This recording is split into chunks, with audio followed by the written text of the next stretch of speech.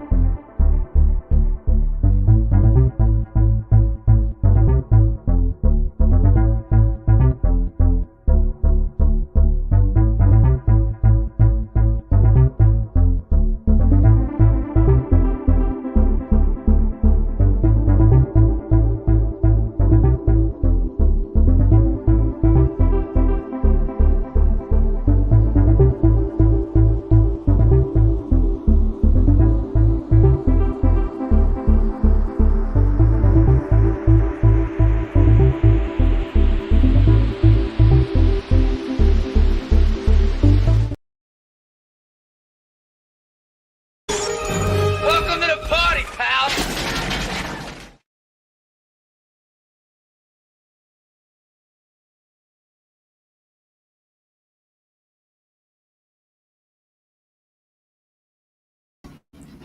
All right, and welcome back to another Dash at Night.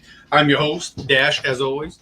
So now we're going to be talking about best books to movie and TV adaptations. We had a lot of write-in requests last night, which was pretty cool. Some of those made the list tonight. But anytime during the show, if we don't mention one that you find interesting or one that you thought was the best, let us know in the comments. We'd like to hear it. We're live on Facebook and YouTube again tonight, trying our luck with streaming on both. So give us some love, give us some shouts outs. And if you're on that YouTube, but go ahead and give us one of these, please.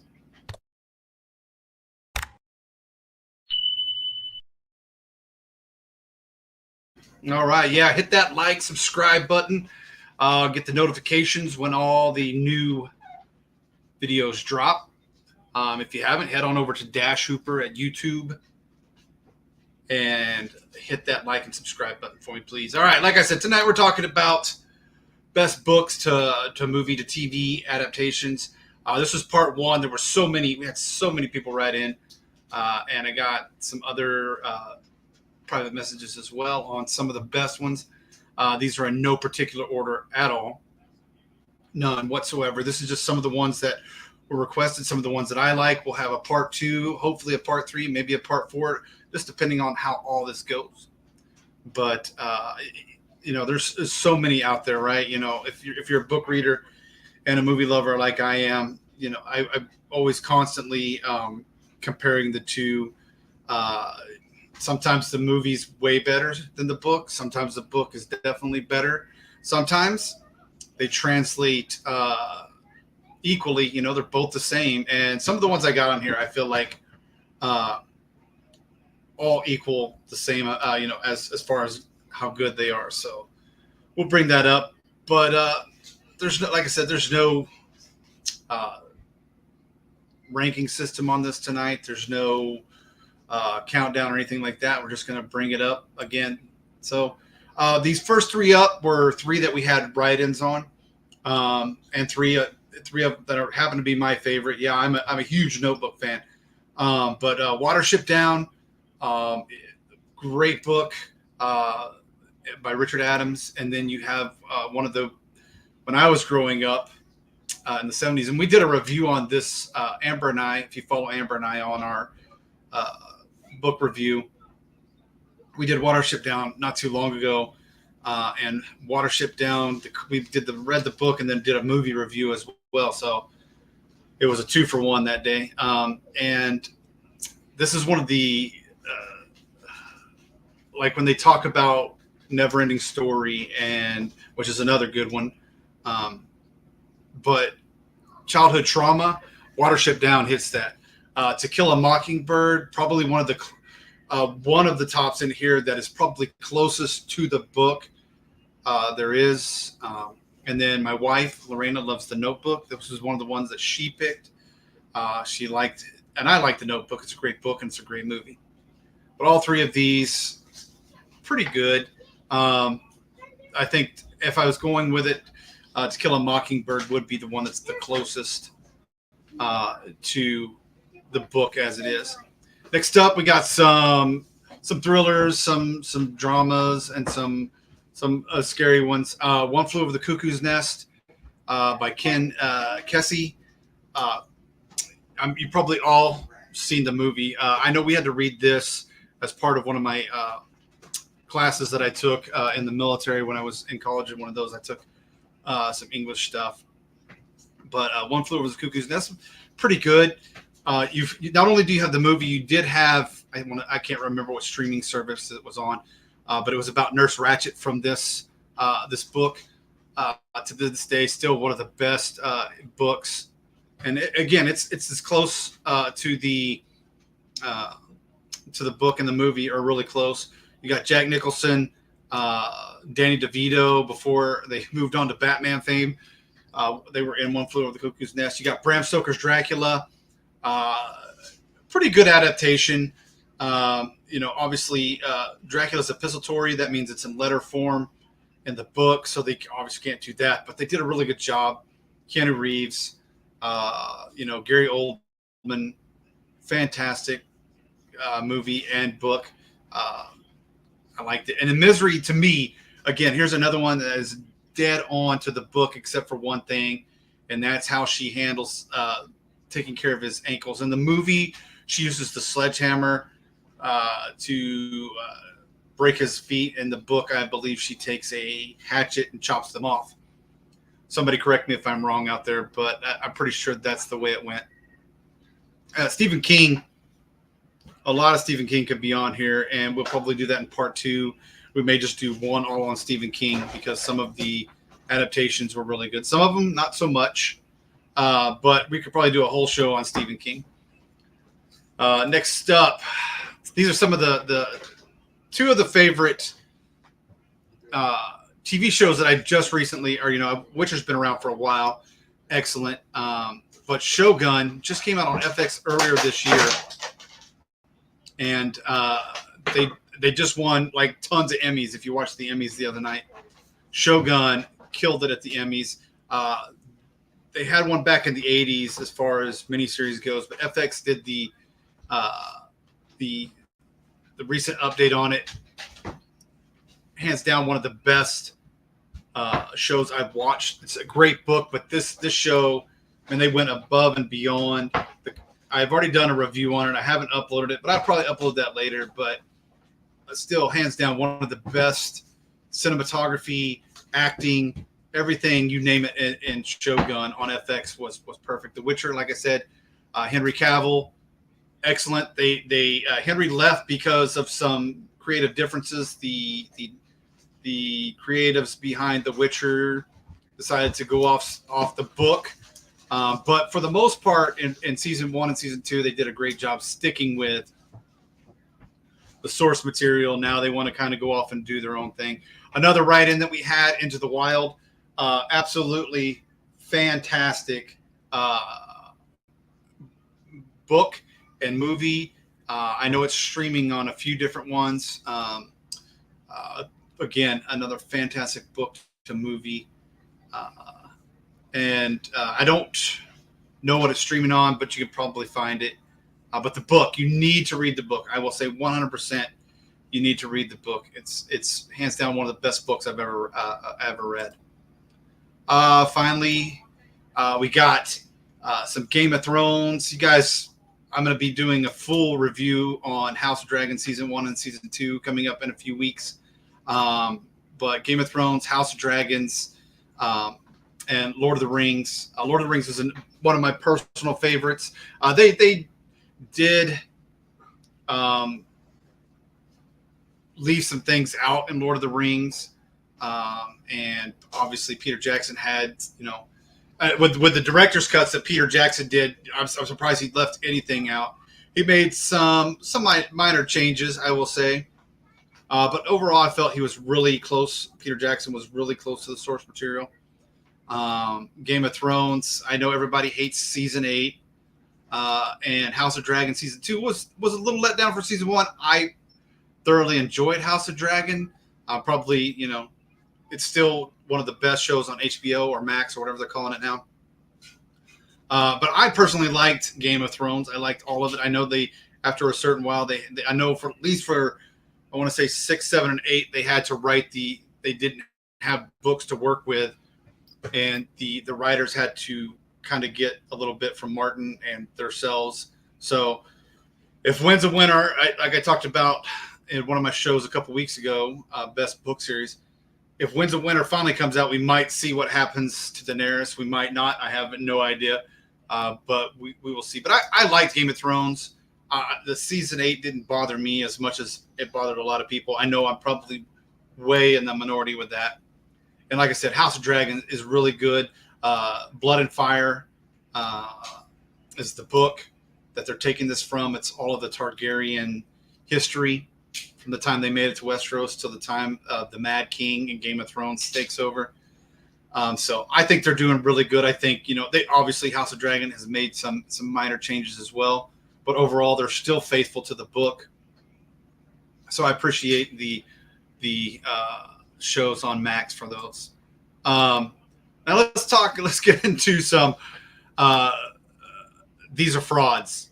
I'm probably going to get chewed out for a couple of them, but these are frauds. The entire Divergent series is horrible. The problem with some of the young adult today, and you can chastise me, and we got 2 young adults in here, is Divergent and Twilight. It's all the same tropisms. Divergent's no different than, in a way, no different than the Hunger Games. And you can only go so far with vampires and werewolf tropes. So, but they just not good movies. I think they were frauds, and they didn't live up to the books. I've never read Twilight. I will say that, but I know that the movies were frauds. Talking to other people, when I gathered my information, I asked what some of the worst ones were. Divergent and Twilight definitely popped up. Rings of Power, my goodness. Listen, I just talked about Lord of the Rings and how Amazon could butcher J.R.R. Tolkien. I will never know. The Rings of Power is beyond bad. In fact, if you go look, viewership from season 1 to episode 1 of season 2 to now, it's up to episode 6, I think has dropped almost 70%. Viewership has dropped 70% from episode 1 of season 2 to now. 71%. That's bad. Bad. The Wheel of Time, I enjoyed the first season, but the second season went downhill quick. And again, you're trying to change you're trying to change it for a modern audience that a modern audience isn't there. In the books by Robert Jordan, and then afterwards, Brandon Sanderson picked it up. The Wheel of Time was all about helping. They were all about being connected with each other, helping each other. And now we have, and I'm going to get in trouble for it. I know it. I'm going to get a lot of at-me's and whatnot, but it's now all about woman power. And that's not what the book series was about. I get that that you're trying to attract, but you can't alienate the people that have read the entire series of Wheel of Time, and none of that happened in there. Not one thing. Sure, you can take artistic abilities, but when you take away from the source material and change it to your own, it's not about the source material anymore. It's about the author, or it's about the director and the creator. That's what Rings of Power has done, and that's what Wheel of Time has done. It has nothing to do with J.R.R. Tolkien's or Robert Jordan and Brandon Sanderson. It has everything to do with what these directors want to see through themselves. This is a love story to them. It shouldn't be. It should be a love story to your fan base and what the fan base wants. I have no problem with the directors putting some of themselves in there, but when the directors make it all about themselves, then you lose it. But that's just some of the ones that we were talking about. Look, like I said, we talked about Watership Down. Great. It was, for the most part, faithful to the story. It was animated.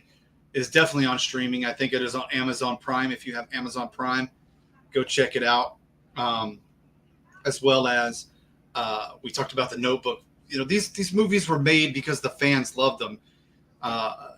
Lord of the Rings, Peter Jackson stayed as true to the source material, leaving some things out. But again, it wasn't all about Peter Jackson. It was about what the fans wanted. Up until then, we'd only had animated series of Lord of the Rings and The Hobbit. And Peter Jackson brought him to live screen or live action, but he stayed faithful. The same, and then we see Game of Thrones, we see House of Dragon. While they might diverge here and there, to the most part, they wanted to stay true to what George R.R. Martin's vision was. He might disagree. I don't know. I don't talk to George R.R. Martin, but I felt that they stayed as true as they possibly could. And then we get into others like One Flew Over the Cuckoo's Nest. We talked about that one. We have a lot more. Like I said, we have a lot more that we can talk about. We could do an entire show on Stephen King. Like I said, The Shining was great. The Stand was great, though. The Stand was made for TV on both the 90s, and then there was one done a couple of years ago that was Paramount, I think, either Paramount or I can't remember, Paramount or Peacock, whichever one. But when you're making it for that, even It, to a certain extent, both It's were very good book to TV show adaptations and movie adaptations. They again took some liberties and took some stuff out. Again, I'm probably in the minority with it. I know a lot of people didn't like it. But that's the thing. That's the thing about doing movies, in my opinion. I love all these IPs. I love Star Wars. I love The Witcher, Star Trek. I love them all. And it just seems lately that some of these creators are taking way too much liberty and making it about themselves and not about what the fans want. That's what you should do when you're, if you're aspiring writer or aspiring movie writer, movie script writer, director, whatever the case may be. Try to keep it faithful to your crowd, because I'm telling you, you're going to lose your crowd if you alienate them. But that's just my opinion, small one as it is in this small social media landscape. But remember, hey, we'll be back next week with some more shows. But go ahead, if you're on YouTube, give us one.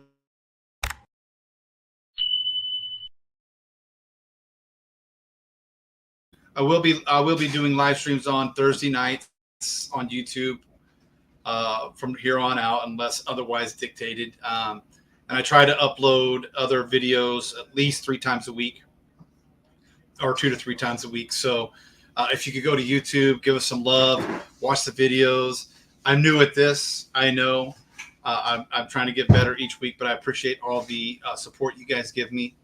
And we'll be back again next week with some new shows. We're gonna have some toy. As you can see, I'm a huge toy collector. We got a toy show next week. We've got more video game countdowns and more on the horizon. And we'll hope to see you guys soon. I appreciate every one of you. Please leave a thumbs up, a star, a heart, anything you can give us. Leave some comments. Leave us some comments in Facebook and in YouTube. And I appreciate each and every one of you. And I hope you all have a great night. And again, if there's anyone that I missed, I'm going to be doing a second show. Throw them in the comments. I'd love to hear what you got. Have a good night, and we'll see you.